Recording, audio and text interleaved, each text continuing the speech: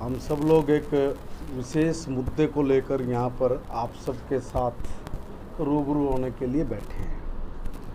दोस्तों, कांग्रेस और बाकी अन्य दल भी अग्निवीर योजना को लेके पूरे देश में भ्रामक प्रचार कर रहे हैं। सही स्थिति कुछ और है। देखिए, दुनिया के अनेक देशों में यह अग्निवीर योजना बहुत पहले से लागू है। अगर आपको मैं सही कहूँ तो एक बात ये सोचने की है कि भाई क्यों ना हमारा देश भी बाकी अन्य देशों की तरह हर स्थिति में मजबूत रहे, तैयार रहे। आज दुनिया में गृह युद्ध जैसी स्थिति है। सारी दुनिया युद्ध के मैदान में खड़ी हुई है। अनेक देशों के आपस में युद्ध चले हुए हैं। अगर इसी सारे में मैं एक देश जहाँ पर अग्निवीर योजना लागू है, इजराइल की बात करूँ, तो इजराइल आज भी चारों तरफ दुश्मन देशों से घिरे होने के बावजूद भी अगर मजबूत स्थिति में खड़ा है तो इसलिए खड़ा है कि वहाँ का हर बच्चा सैनिक है। हर बच्चा सैनिक है, महिलाएं भी सैनिक हैं। इसीलिए हैं कि अपने देश की सुरक्षा करना हर देशभक्त नागरिक का अपना जिम्मेवारी है। उसकी सामाजिक जिम्मेवारी भी है, नैतिक जिम्मेवारी भी है, और देशभक्ति के नाते अपने देश की सुरक्षा के लिए जान की बाजी लगाने वाले लोगों को अपने काम से पीछे नहीं हटना, इस भाव के साथ वो लोग अपना काम कर रहे हैं और अपने देश की रक्षा कर रहे हैं। क्या अपने देश में हर बच्चा सैनिक बने, हर परिस्थिति से लड़ने के लिए उसके पास वैसी योग्यता हो, तो इसका उपयोग करने में कोई बुराई नहीं है। नंबर 2 कि भाई ये कहते हैं कि अगर शहीद हो गया उस परिस्थिति में तो इसमें जो हमारा अग्निवीर सैनिक है उसको कुछ नहीं मिलेगा। क्यों नहीं मिलेगा भाई? सरकार ने घोषणा की है कि अग्निवीर ऐसा जो मेरा भाई अगर किसी परिस्थिति वश अगर शहीद हो जाता है तो सरकार ने उसके लिए 1 करोड़ रुपए की घोषणा की है अलग अलग मदों में।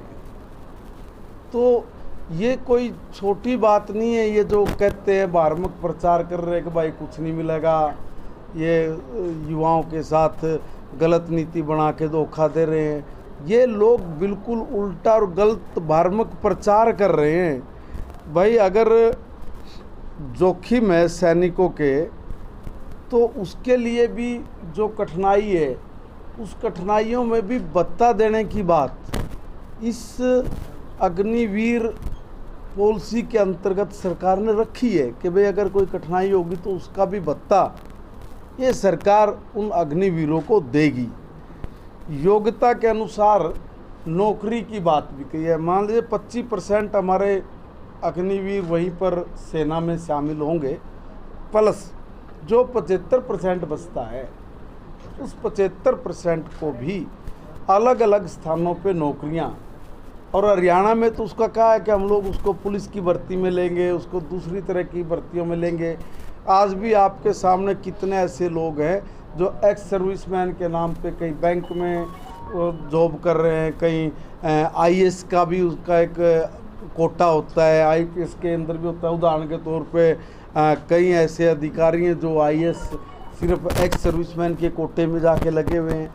अनेक ऐसी बैंकिंग है, दूसरे ऐसे सार्वजनिक क्षेत्र हैं जो गवर्नमेंट के उसके अंदर उनको जॉब करने के अवसर बाकायदा उपलब्ध हैं, और उनमें हमारा जो अग्निवीर जाके आएगा उसके लिए रोज़गार के साधन बिल्कुल एकदम खुले हुए हैं।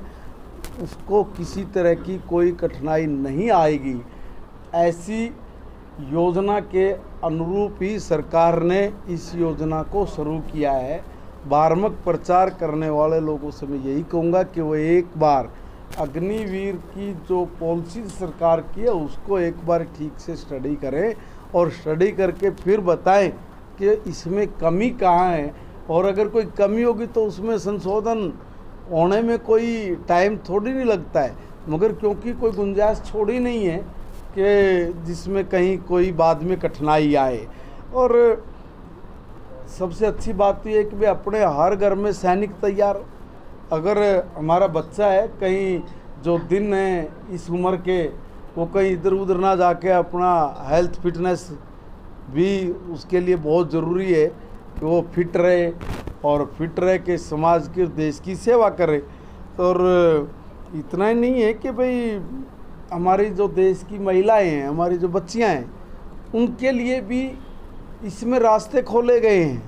महिलाओं को भी अग्निवीर की पॉलिसी में लागू करके उनको भी एक सैनिक बनने का अवसर, एक उनके जो मन की बात है, उनके जो भावना है, ऐसी कितने हमारी बच्चियां हैं जिनकी ये मन की इच्छा है कि हम लोग भी इस देश की सेवा के लिए, इस राष्ट्र की सेवा के लिए कुछ करके दिखाएं। तो ऐसी हमारी बहन बेटियों के लिए भी इस योजना में रास्ते खोले गए हैं।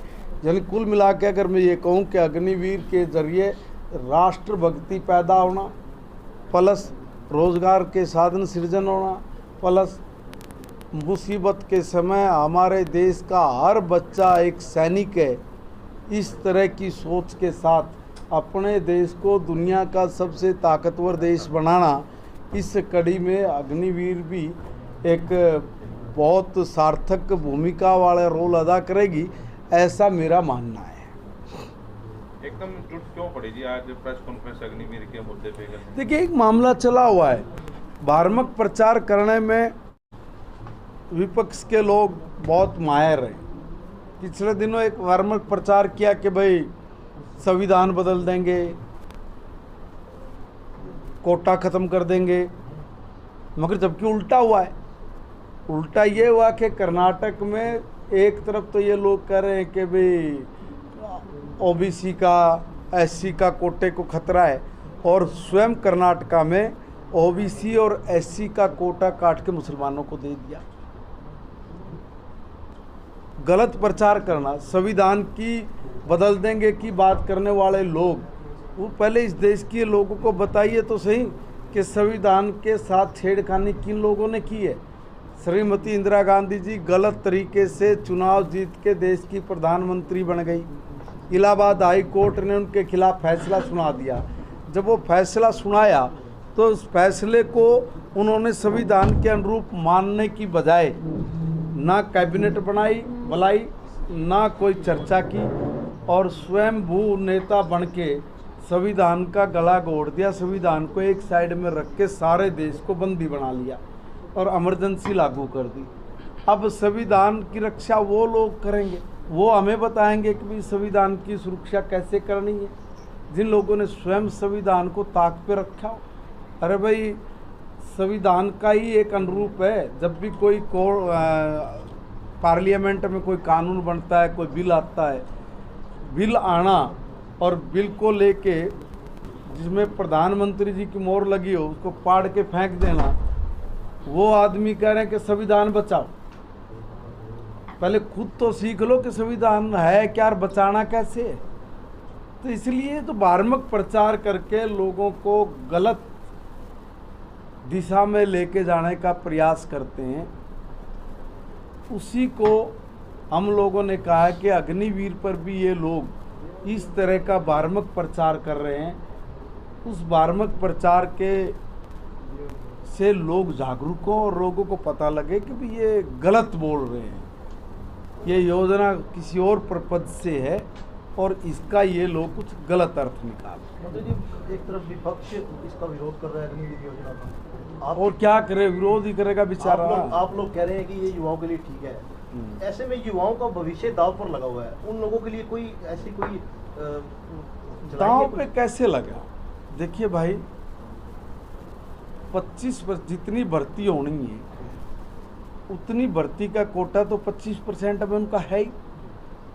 जो 75% है, क्या आपकी नैतिक जिम्मेवारी नहीं बनती इस देश के प्रति कि हम लोग अपने देश को फिजिकली फिट रखें, हम अपने देश के हर बच्चे में राष्ट्र भावना पैदा करें? हमारे देश का हर बच्चा आज जो पूरी दुनिया के विश्व का जो सिनेरियो बना हुआ है, इस सिनेरियो में वो एक सैनिक के रूप में कभी ऐसा अवसर आ गया तो उसके लिए तैयार रहे। देखिए, तैयारी, पूर्व तैयारी, ऐसा नहीं कभी कुछ होगा, मगर अपनी तैयारी करने में कोई हर्ज है क्या? मंत्री जी, भाजपा हाईकमान को ये तो नहीं लग रहा कि आने वाले चुनाव में ये अग्निवीर का मुद्दा हावी हो सकता है विपक्ष जनता के बीच? चुनाव तो चला गया। नहीं, विधानसभा चुनाव हो रहा है। विधानसभा चुनाव स्टेट में 4-5 स्टेट में होगा। ये तो पूरे देश का चुनाव ही निकल गया, तब तो हमने नहीं की। देखिए, ये माहिर हैं, मैंने जैसे कहा, बार्मक प्रचार करने में, झूठ बोलने में। मैंने कहा ना, संविधान के बारे में किस तरह से झूठ बोला। संविधान निर्माता बाबा साहब भीमराव अंबेडकर जी को इतना अपमानित करके कांग्रेस से बाहर किसने निकाला? कानून मंत्री से इस्तीफा किसने लिया? उनके नाम पे वोट मांग के राजनीति किन लोगों ने की? और उनके लिए एक 5 फुट जगह भी नहीं दे पाई कांग्रेस सरकार। उनके खानदान का कोई भी आदमी अगर परमात्मा को प्यारा हो जाए तो दिल्ली में बहुत बढ़िया जगह में उनको संस्कार करने के लिए जगह मिलेगी। और जिस आदमी ने इस देश के लिए संविधान बनाया, रचा, उस आदमी के लिए 5 गज जगह भी ये दे नहीं पाए हैं। मैं यही कह रहा हूँ ना कि भाई, और हमारे ऊपर आरोप लगाते हैं। हम लोगों ने बाबा साहब को सबसे पहले सम्मान देने का काम किया। अगर भाजपा की सरकार जब बनी तो सबसे पहले बाबा साहब को भारत रत्न देने का काम अगर किसी ने किया तो सरदार अटल बिहारी वाजपेयी जी ने किया। 5 एकड़ से भी ज़्यादा ज़मीन में लुटियन जोन मतलब जो सबसे महंगा एरिया, जिनका संसद भवन है, प्रधानमंत्री आवास है, मंत्रियों के निवास हैं, उस जगह पे 5 एकड़ से भी ज़्यादा ज़मीन पर एक म्यूजियम बनाना कि सारी दुनिया के लोग, देश के लोग नहीं, दुनिया के लोग आए और बाबा साहब की जीवन के बारे में पढ़े, उनके संघर्ष के बारे में जाने, उन्होंने यहाँ के दबे कुचले पिछड़े दलित समाज के लिए क्या किया और किन परिस्थितियों में वो इतनी आगे बढ़े और कैसे वो हमारे लिए प्रेरणा स्रोत हो सकते हैं, इसकी जानकारी देने की जिम्मेवारी सरकारों की थी। सरकार इन जिम्मेवारियों से भागी, यानी कांग्रेस इन जिम्मेवारियों से भागी और एक तरफ वोट लेती रही, दूसरी तरफ उनका नाम भी इतिहास के पन्नों में, क्लासों में से जो हमारे सब्जेक्ट थे उसमें से भी निकाल के फेंक दिया। ये दोनों चीज़ें एक साथ नहीं चल सकती कि उनका झूठ भी बेचेंगे वो लोग और दुनिया को भी उल्लू बनाने का काम करेंगे और वोट लेके उन्हीं लोगों का फिर सपने देखते हैं कि हम लोग इस देश पर राज करें। मंत्री जी हमेशा से देखा